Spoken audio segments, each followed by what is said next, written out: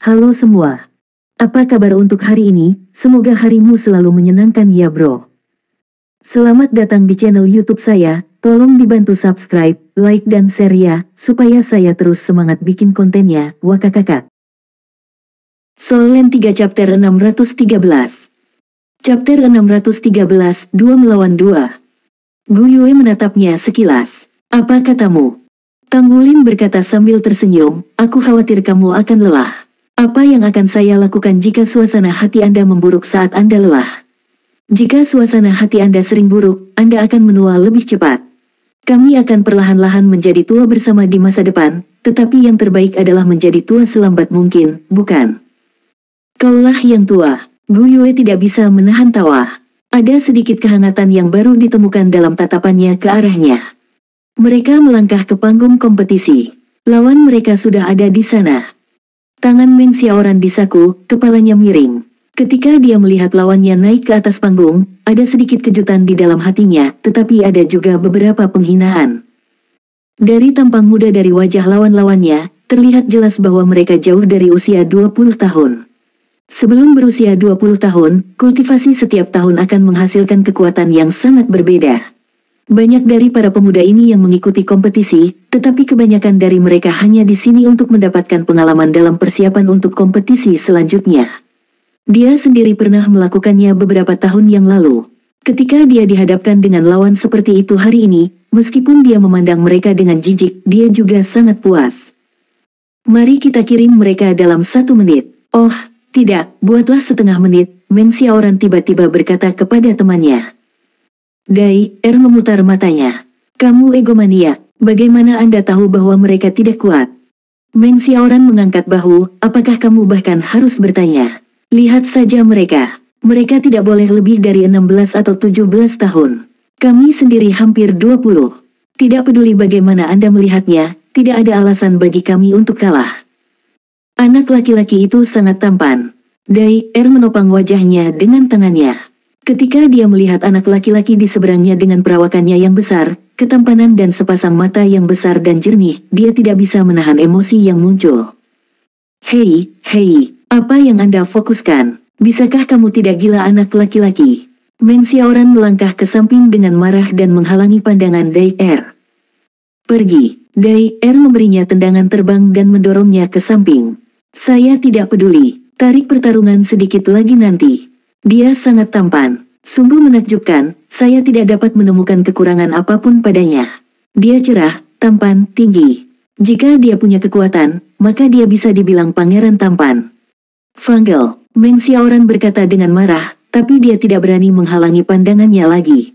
Jika wanita ini menjadi gila, segalanya akan menjadi sangat menakutkan. Wasit sudah naik ke atas panggung dan membacakan peraturan kompetisi. Dai Er berjalan ke bagian tengah panggung. Tang Wulin memandangi wanita muda yang berjalan menuju mereka dengan kaget. Apakah ini bukan kompetisi? Mengapa dia berjalan mendekat ketika awal pertandingan bahkan belum diumumkan? Hei, siapa namamu? Dai Er memandang Tang Wulin dengan mata berbinar tajam. Tang Wulin sedikit tertegun. Dia menunjuk hidungnya sendiri. Saya. Iya kamu. Siapa namamu, anak kecil? Berapa umurmu tahun ini Anda punya pacar? Dai Er bertanya dengan wajah penuh kegembiraan. Kembali ke posisimu, kompetisi akan segera dimulai. Ini adalah kompetisi elit jiwa master muda tingkat tinggi kontinental. Bukan acara perjodohan, tegur wasit dengan kasar. Baiklah, saya mengerti. Siapa namamu tampan? Katakan padaku cepat, Dai Er terus bertanya.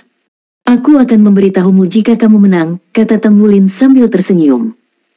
Wah, kamu terlihat sangat baik saat tersenyum. Wasit tidak bisa berkata-kata, tetapi dia berkata, cepat kembali ke posisimu, atau aku akan mengumumkan bahwa kalian berdua telah kehilangan pertandingan ini. Meng Xiaoran tidak tahan lebih lama lagi. Dia berlari dengan cepat, meraih Dai Er dan lari kembali. Tang Wulin menganggap kejadian ini sedikit lucu. Ini adalah pertama kalinya dia bertemu lawan seperti ini. Dia tidak bisa membantu tetapi berbalik ke arah Gu Yue dan terkekeh pelan. Apakah kamu melihat itu? Lawan kita punya selera yang bagus.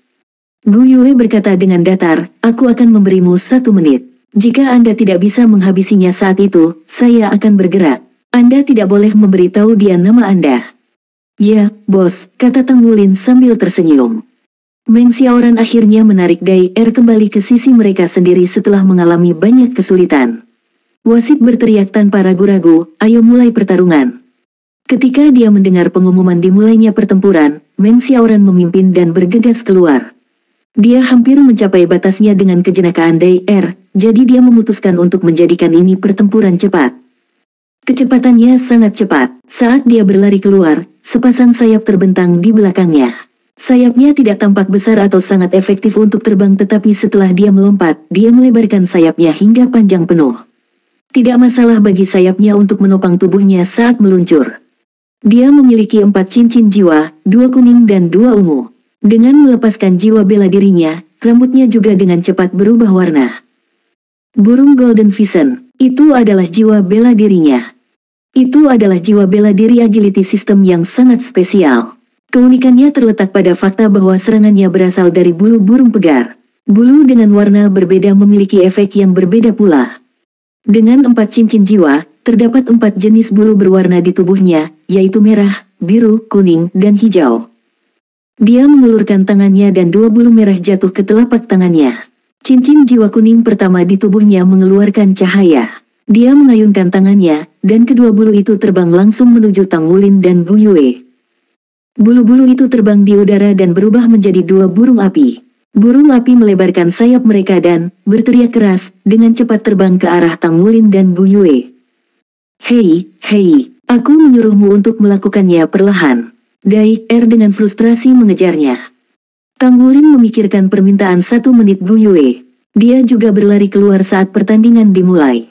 2 cincin jiwa emas naik di sekeliling tubuhnya. Cincin jiwa pertama berkedip dengan cahaya. Itu adalah tubuh naga emas yang mendominasi. Sisik emas menutupi seluruh tubuhnya. Dengan cahaya terang, cakar naga emas di lengan kanannya meledak. Saat dihadapkan pada 2 burung api itu, dia sama sekali tidak berniat menghindarinya. Cincin jiwanya berwarna emas. Itu sangat keren. Ketika Dai Er melihat 2 cincin jiwa emas di tubuh Tang Wulin, dia tidak bisa menahan diri untuk tidak berseru dengan terkejut. Rasa dingin merambat di tulang punggung Meng Xiaoran. Ketidakpastian seputar lawan selalu menjadi faktor yang mengkhawatirkan dalam sebuah kompetisi. Apa cincin jiwa emas itu?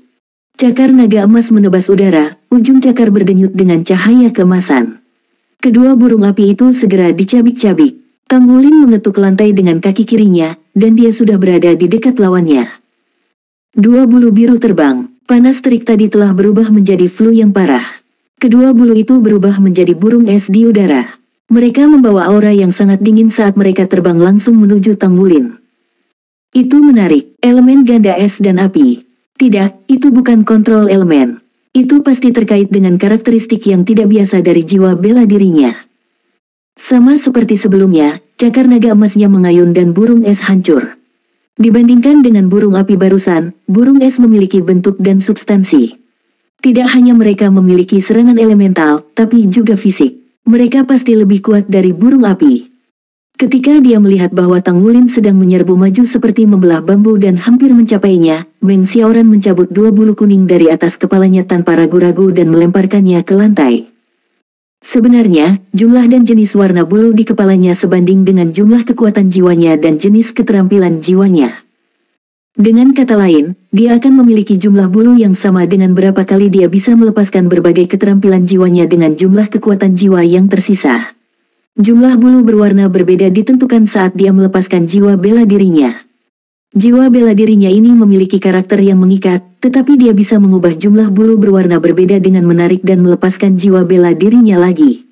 Keuntungannya adalah dia bisa melepaskan keterampilan jiwanya lebih cepat daripada master jiwa rata-rata. Dia hanya perlu membuang bulunya, dan keterampilan jiwanya akan dilepaskan.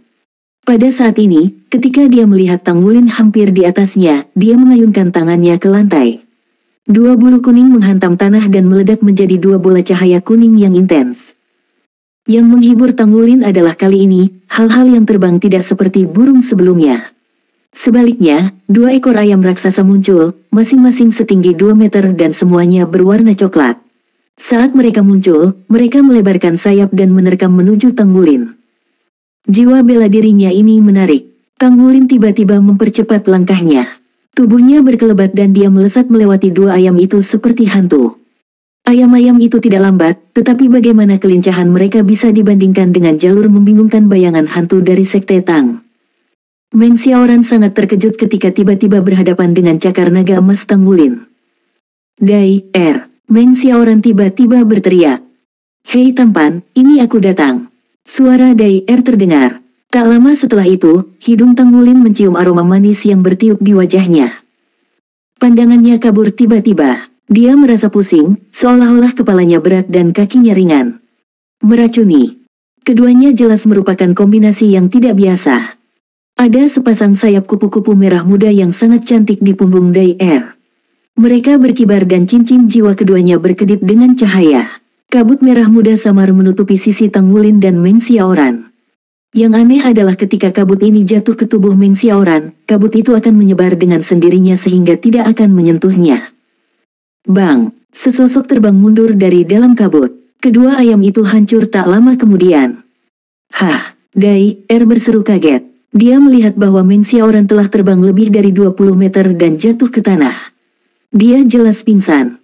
Dia yakin bahwa dia telah melepaskan kabut beracunnya dengan cukup cepat. Tang Wulin pasti terpengaruh olehnya juga.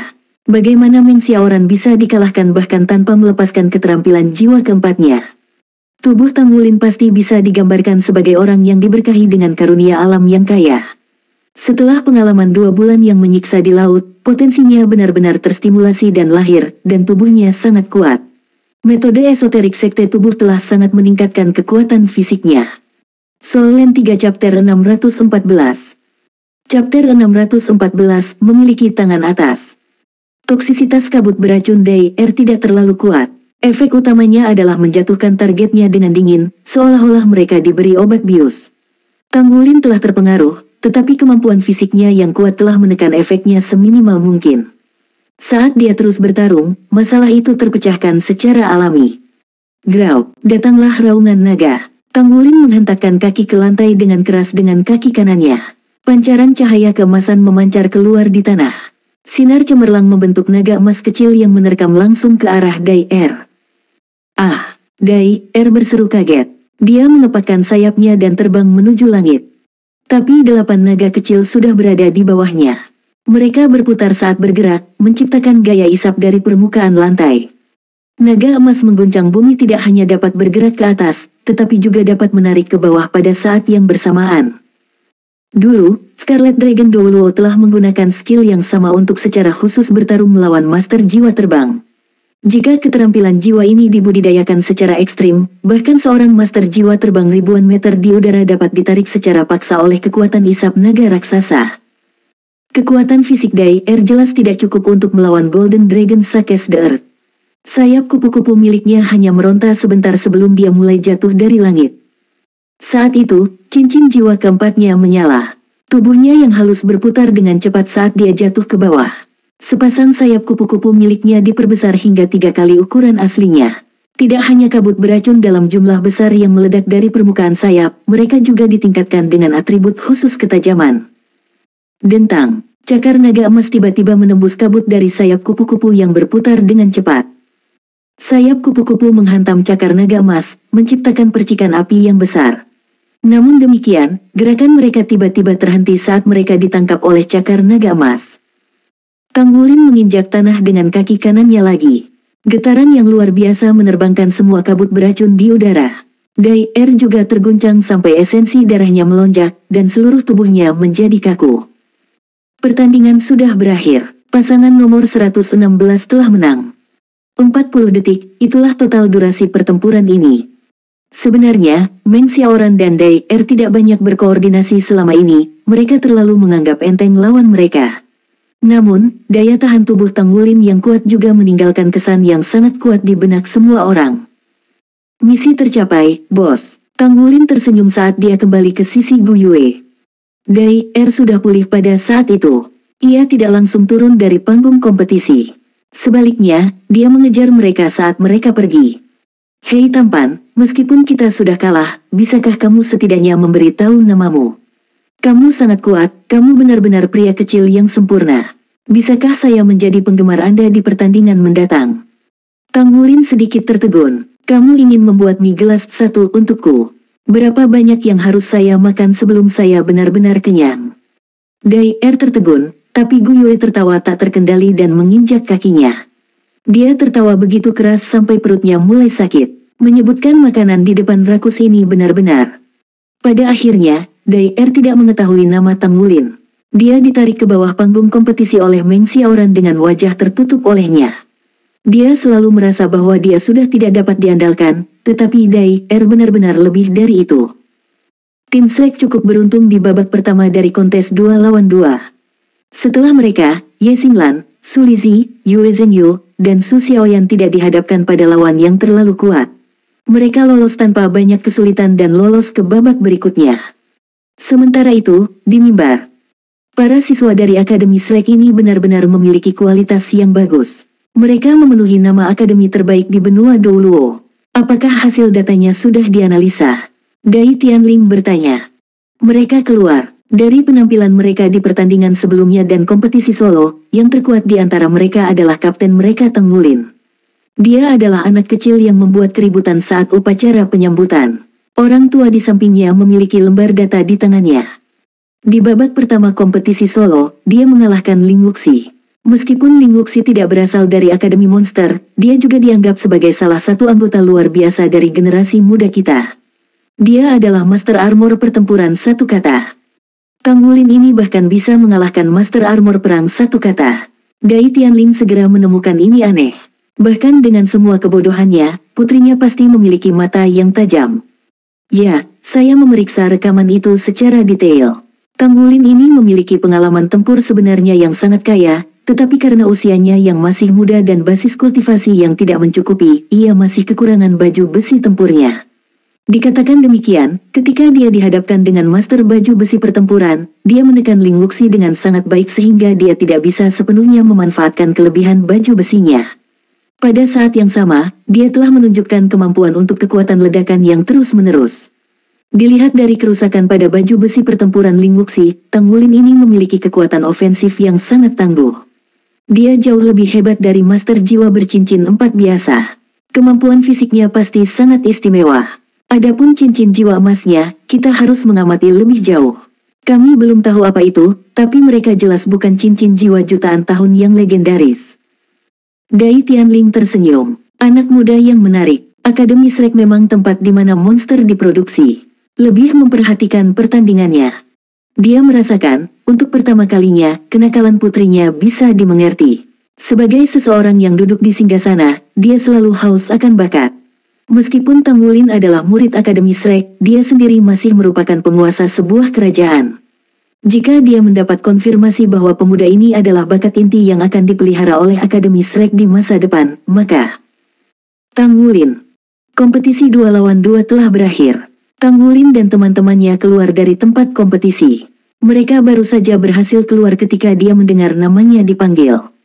Tang Wulin berbalik untuk melihat. Dia melihat Dai Yun Er dengan pakaian kasual melambai ke arahnya dengan paksa saat dia bersembunyi di balik sudut. Terus terang, dia tidak memiliki kesan yang baik tentang putri kerajaan. Ini terutama benar pada hari itu di pesta dansa, ketika dia dengan sengaja menjadikannya sasaran cemoohan publik. Meskipun efeknya tidak begitu jelas, ketika jumlah kontestan mulai berkurang saat mereka maju dalam kontes, kemungkinan dipandang sebagai musuh oleh para elit kerajaan bintang Luo akan terus meningkat. Namun, bagaimanapun juga, dia adalah seorang putri. Dia sebaiknya tidak terlalu kasar padanya. Dia tidak punya pilihan selain berjalan sementara teman-temannya tetap tinggal. Mereka memandang Tang Wulin dan putri ini dengan rasa ingin tahu. Ekspresi Gu Yue tenang. Dia memasukkan tangannya ke dalam saku celananya dan hanya melihatnya dalam diam. Hai putri, apakah ada masalah? Saya melihat pertandingan Anda, dan saya juga menonton rekaman pertandingan solo Anda. Kamu baik. Dai Yun Er tersenyum manis dan indah saat dia berbicara dengan Tang Wulin saat dia berjalan ke arahnya. Tang Wulin berkata dengan acuh tak acuh, aku hanya rata-rata. Dai Yun Er tersenyum. Kamu harus bekerja keras, oke. Jika Anda muncul sebagai juara dalam kompetisi tunggal, saya mungkin akan menjadikan Anda menantu kaisar. Tang Wulin memutar matanya. Saya minta maaf yang mulia, saya adalah warga dari benua Douluo. Saya tidak punya niat untuk tinggal di sini. Apapun yang kamu lakukan, tolong jangan pilih aku. Kamu bukan tipe saya. Ketika Daiyun mendengar penolakan terang-terangan Tang Wulin, dia hanya bisa tercengang. Dia telah menonton pertandingan 2 lawan 2 Tang Wulin dan yang lainnya. Dia juga menyaksikan rekaman pertarungan solonya. Dia sangat tertarik padanya. Dia selalu mendengar bahwa Akademi Shrek adalah akademi terbaik di benua Douluo. Warisannya membentang lebih dari 20.000 tahun. Tang Wulin setara dengannya, tetapi dia telah menunjukkan kekuatan yang jauh melebihi rekan-rekannya sendiri. Bahkan Master Armor pertempuran satu kata dikalahkan olehnya. Selain itu, Tang Wulin benar-benar luar biasa untuk dilihat. Ini membuat Daiyun merasa bersemangat di dalam hatinya.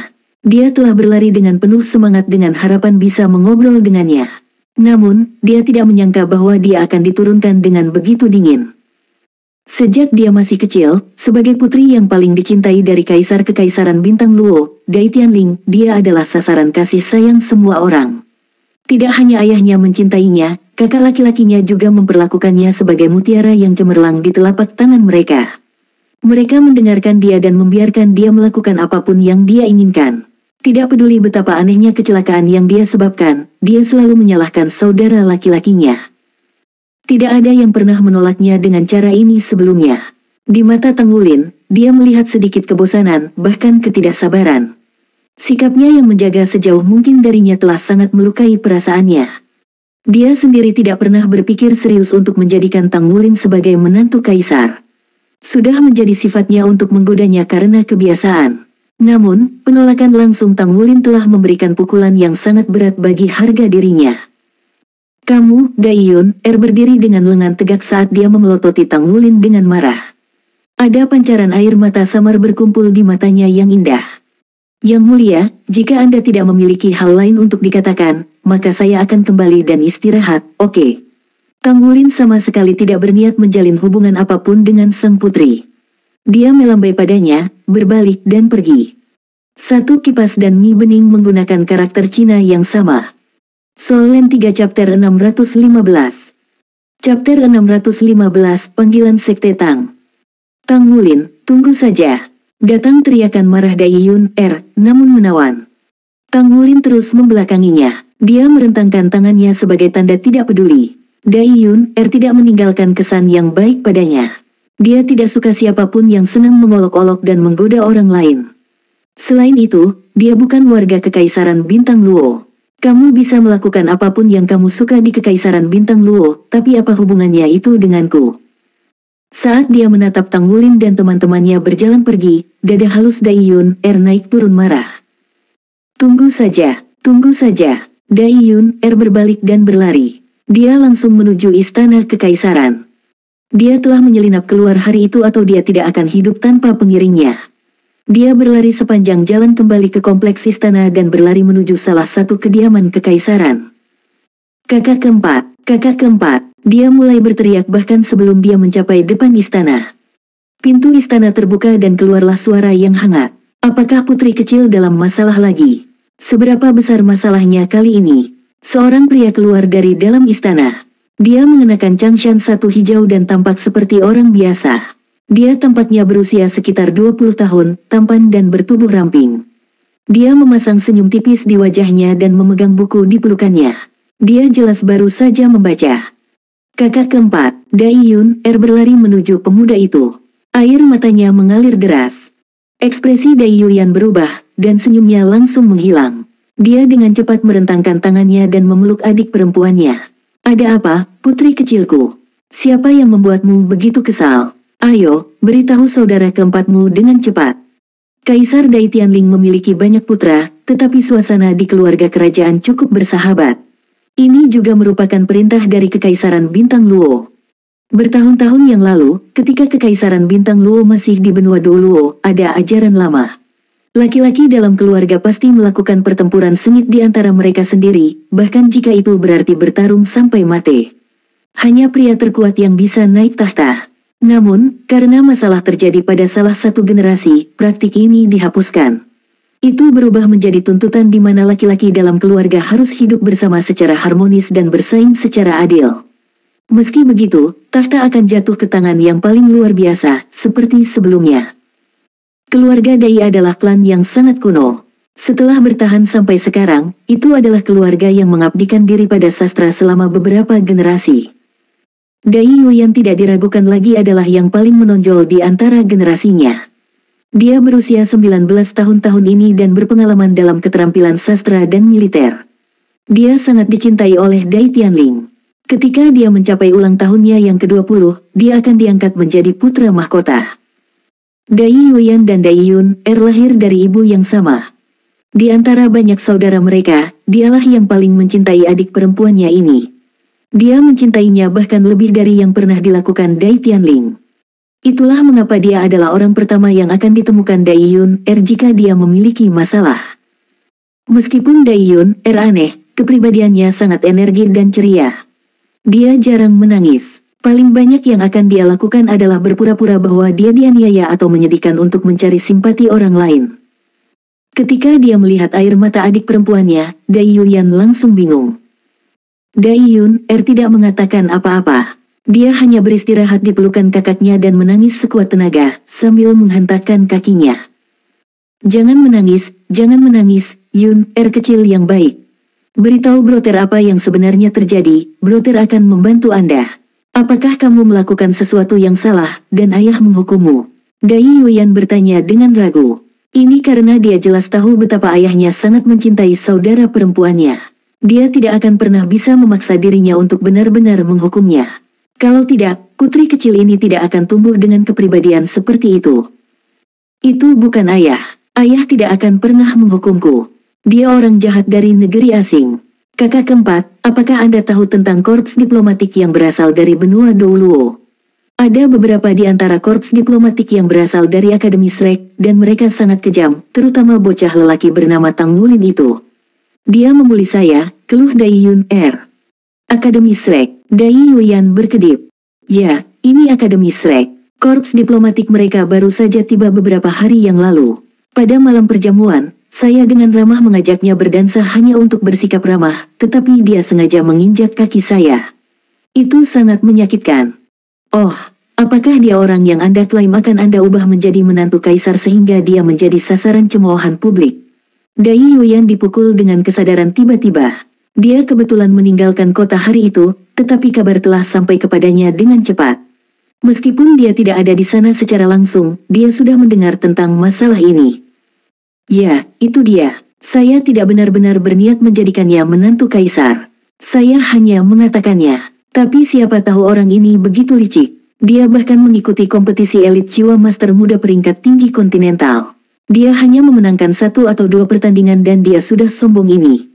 Saya bertemu dengannya di lapangan kompetisi hari ini, dan dia datang dan berkata bahwa saya tidak cukup baik untuknya atau semacamnya, dan dia berkata bahwa semua master jiwa kekaisaran bintang Luo kita tidak baik dan meskipun dia baru berusia 15 tahun, dia bisa hadapi kita semua.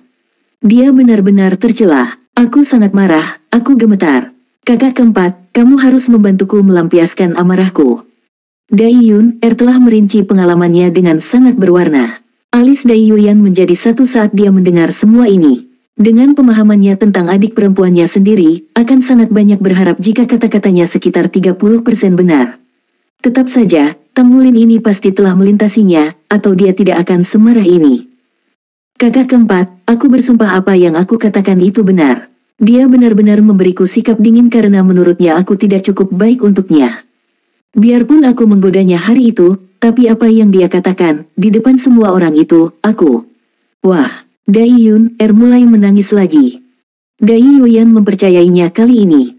Dia sangat mengenal adik perempuannya ini. Jika dia mau bersumpah, kata-katanya pasti benar. Dia orang asing. Kenapa adik perempuanku tidak cukup baik untuknya? Niat membunuh melintas di mata Dai Yuyan. Yun jangan menangis.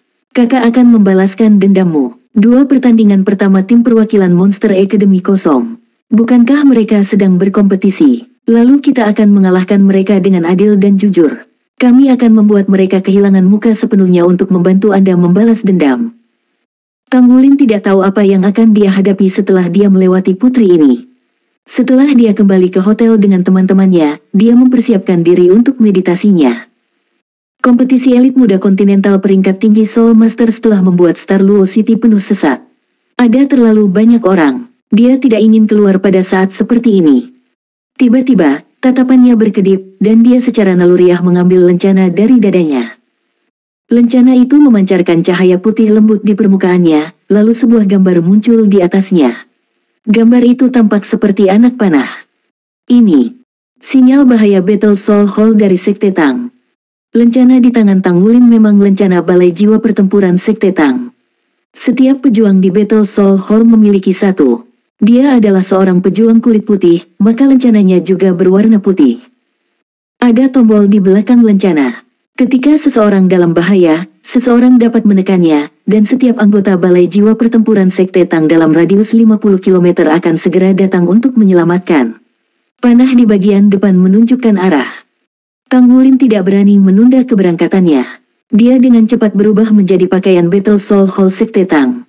Topeng putih menempel di wajahnya, dan tudung menutupi kepalanya.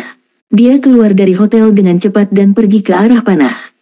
Sejak dia mendapatkan lencana Battle Soul Hall dari Sekte Tang, ini adalah pertama kalinya dia menerima sinyal mara bahaya. Ia pun menemukan sesuatu yang sangat aneh tentang kejadian ini. Salah satu markas kekaisaran Star Luo Sekte Tang berada di kota Bintang Luo. Bagaimana bisa anggota Battle Soul Hall berada dalam bahaya begitu dekat dengan markas? Dia mengikuti arah panah, bergerak seluruhnya dengan berjalan kaki. Dia mendesak maju melalui rute terpencil sebanyak mungkin. Dia berlari cepat dan berlari lurus ke arah panah. Anak panah itu berkedip-kedip dengan kecepatan yang meningkat. Ini berarti dia semakin dekat dengan tujuannya. Ini menyangkut keamanan sesama petugas dari Battle Soul Hall. Tang Wulin menggunakan Ghost Shadow Perplexing Track miliknya. Dia tidak lagi peduli dengan mata yang mengintip. Dia melanjutkan dengan cepat tanpa terlihat oleh orang biasa sebanyak mungkin. Anak panah itu akhirnya berkedip sangat cepat.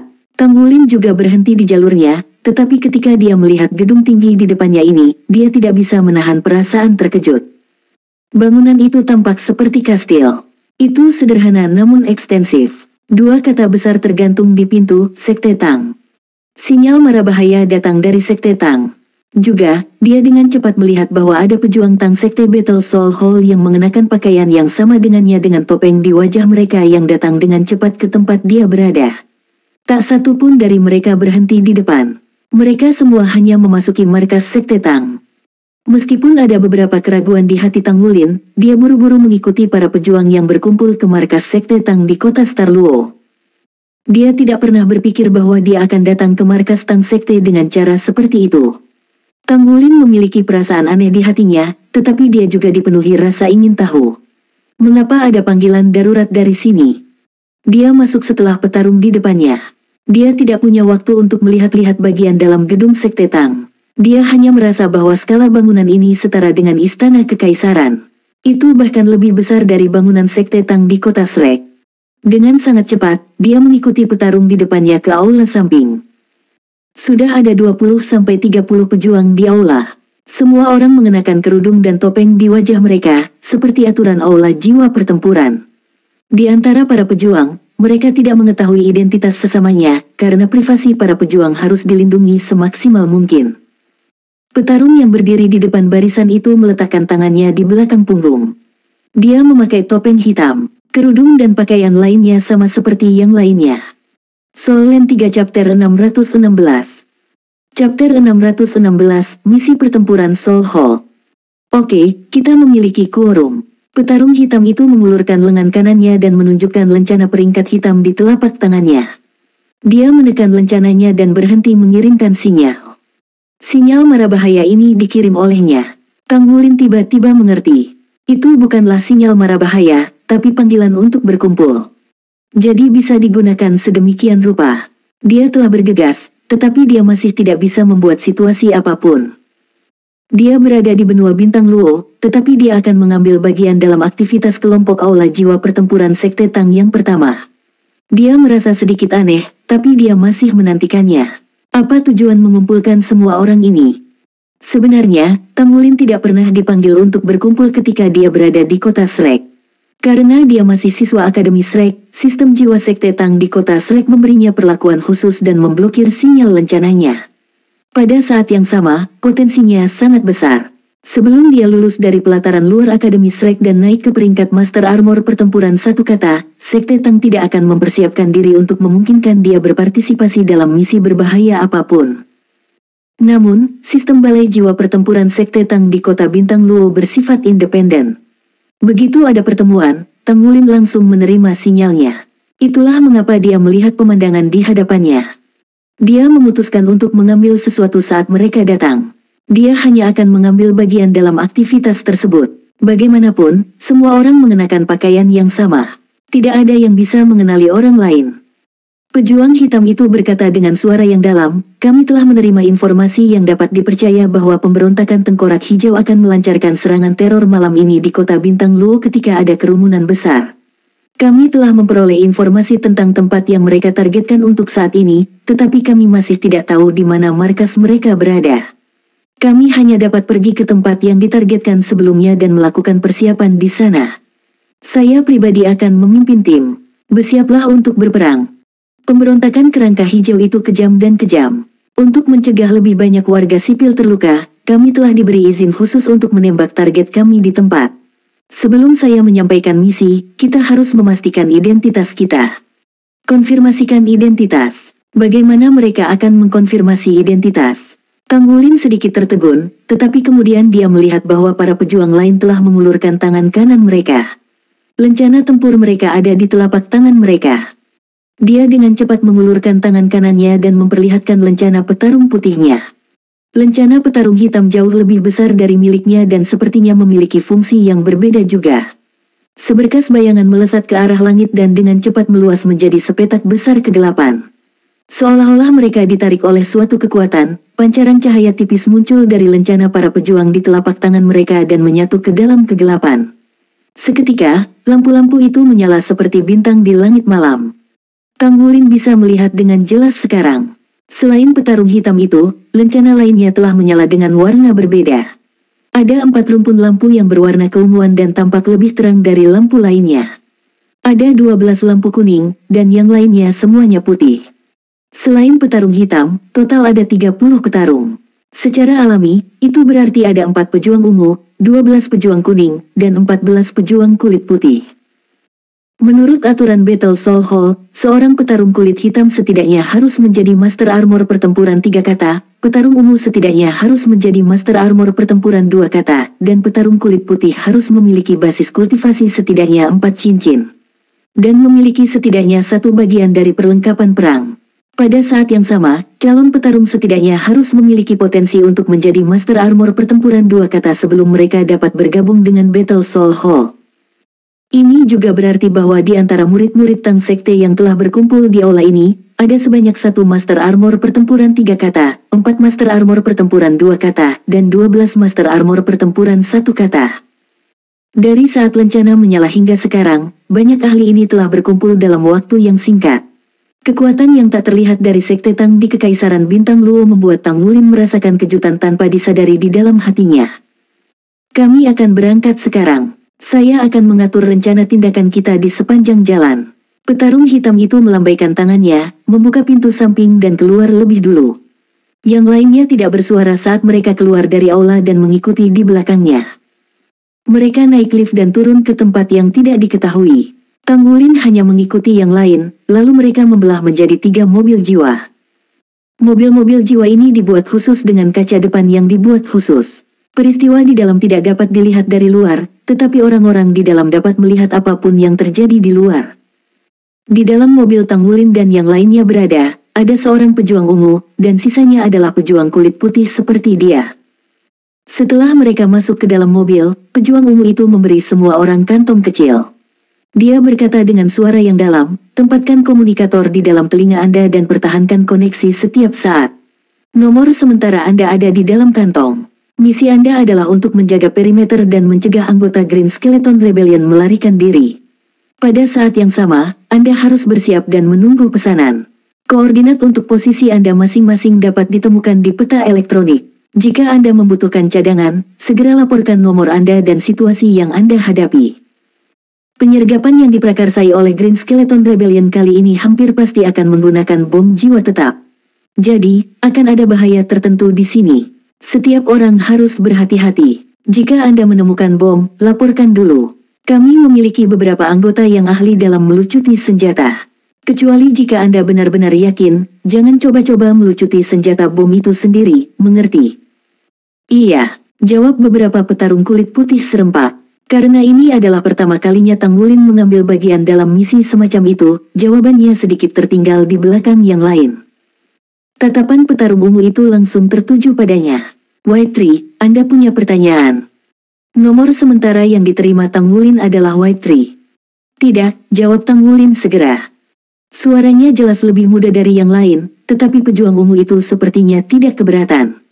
Ini karena pejuang kulit putih adalah orang-orang yang memiliki potensi besar untuk mengembangkan kemampuan tempur sebenarnya yang dipilih oleh Sekte Tang. Mereka biasa berusia sedikit lebih muda. Apakah ini pertama kalinya Anda berpartisipasi dalam misi seperti ini? Tanya petarung ungu itu. Nomornya adalah Purple One. Iya, meskipun Tang Wulin merasa canggung dan malu, dia tetap mengakuinya. Tenang saja, misi di dalam pada dasarnya dilakukan oleh petarung kuning ke atas. Kalian terutama bertanggung jawab atas perimeter luar. Lakukan saja tugas Anda sendiri, berhati-hatilah dan berhati-hati setiap saat, dan Anda akan baik-baik saja. Jika Anda menemukan sesuatu yang tidak dapat Anda kendalikan, segera minta cadangan. Rekan terdekat Anda akan pergi untuk membantu Anda. Ya, Tuan, jawab Tang Wulin buru-buru. Dia tidak terlalu gugup, faktanya, dia sebenarnya agak bersemangat. Dia memiliki kebencian abadi terhadap pemberontakan Tengkorak Hijau. Mereka baru saja tiba di benua Bintang Luo ketika mereka disergap oleh mereka. Misi kali ini ditujukan untuk melawan mereka. Tentu saja, Tang Wulin sangat ingin mencobanya. Mobil melaju dengan mulus. Purple One memberikan serangkaian perintah lain. Tang Wulin melihat peta elektronik di pergelangan tangannya yang berbentuk seperti jam tangan, dan kemudian dia membiasakan diri dengan perangkat alat jiwa sederhana yang dibagikan kepada mereka. Dia memakai komunikator dan mengatur volume. Di sini, ketiga mobil itu diparkir di jalan kecil yang gelap. Pintu mobil terbuka tanpa suara, dan para pejuang turun. Dengan pengaturan yang dibuat sebelum mereka masuk ke dalam mobil, semua orang mulai menjalankan misi dengan segera. Termasuk petarung hitam, semua 30 anggota dengan cepat melebur ke lingkungan sekitarnya. Itu baru sore hari di mana pemberontakan Tengkorak Hijau akan menjalankan misi mereka di malam hari. Tang Wulin mengikuti peta elektroniknya sendiri ke tempat yang ditentukan. Dia mengamati sekelilingnya, menemukan sudut gelap dan bersembunyi di sana. Melalui pengamatannya sendiri barusan dan pengenalan Purple One, dia tahu bahwa target serangan Green Skeleton Rebellion kali ini adalah sebuah teater besar. Akan ada pertunjukan di teater malam ini, dan itu dapat menampung ribuan penonton. Jika mereka membuat serangan di tempat dengan kerumunan yang begitu padat, hasilnya tentu saja akan menjadi bencana besar. Tempat yang dijaga Tang Wulin adalah dinding samping. Purple One sengaja memberinya tempat yang relatif aman karena ini adalah pertama kalinya dia berpartisipasi dalam misi. Jika semuanya berjalan dengan baik, dia mungkin tidak akan bertemu musuh di tempatnya. Yang Putih, dalam posisi. Sebuah suara datang dari komunikator di telinganya. Tang Wulin juga dengan cepat melaporkan situasinya sendiri. White Tree, sudah siap. Dia bisa melihat melalui peta elektronik bahwa pejuang Balai Jiwa Pertempuran Sekte Tang telah mengambil posisi mereka dalam waktu singkat. Apa yang terjadi selanjutnya akan menunggu dengan sabar.